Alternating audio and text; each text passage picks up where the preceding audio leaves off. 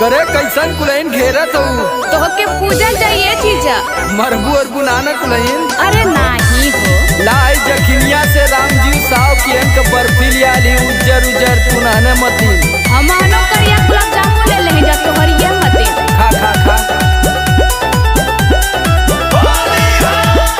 होली में जीजा जील ससुरारी डाहला रंगवा छटक छटक के आवा आवा चिच्चू ए चिच्चू हो? होली में जीजा जील ससुरारी डाहला रंगवा छटक छटक के एक जानी बचे न पैबू